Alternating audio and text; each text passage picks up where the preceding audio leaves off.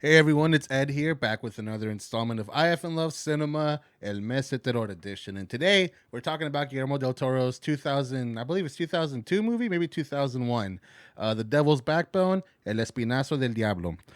This is a movie that essentially functions as a sort of sister film to Pan's Labyrinth, but it came out just before that. And there's a lot of visual motifs and a lot of themes that sort of connect the two movies. And one of them is that they're two stories that mainly take place against the backdrop of a war. I think it's World War II in Pan's Labyrinth. And The Devil's Backbone is more of some sort of unnamed civil war. But the movie also takes place in Spain. It's about a boy whose parents were killed as part of the Civil War. They were socialists, leftists, and the people who were sort of the liaison between them and this greater group takes them to the orphanage where they operate out of and where they keep a lot of gold bars that helps fund their operations. And when the boy gets there, he runs into your sort of typical kid problems where one of the kids is a bully. And also he learns that there is a ghost that is a product of this bomb, this big bombshell that landed in the middle of the school, and it didn't explode, but it did manage to kill that one kid.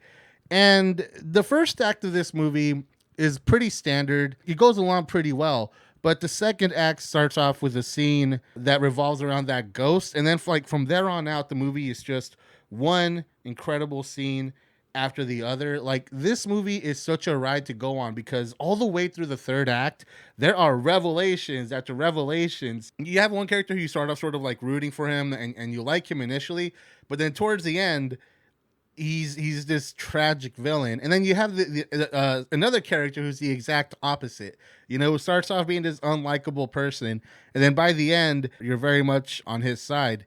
And that's just sort of a small sample of the sort of interesting character arcs here, because even though there are protagonists and those are secondary characters, this movie does a really good job of giving even the more minor characters very interesting arcs and very interesting dilemmas. There are characters who are not what they seem in both good ways and bad ways. And another thing that this movie does really well, and given that it is Guillermo del Toro and it is a horror film, is that it doesn't shy away from the consequences of the violence that is in this movie, and that is sort of a part of war and the backdrop that the story takes place in. This is a movie very much about the hidden tragedies of the things around us. And it's interesting that you make the kid the main character, because when you're a kid, you don't really register the more subtle nuances of people's behaviors. And this movie definitely is about bringing that to the surface and making that a part of the main character's coming of age story. And it gives you everything you want in a movie in general, but specifically in a Guillermo del Toro movie.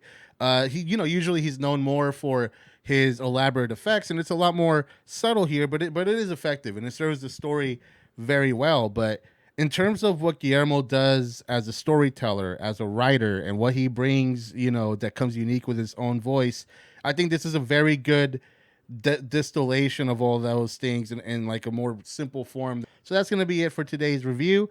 As you can tell, I clearly enjoyed it. If you've seen it, let me know what you think in the chat. If you haven't and you want to, make sure you come back here and let me know what you think about it, because half the fun of watching movies is talking about them and stuff. So until next time, peace.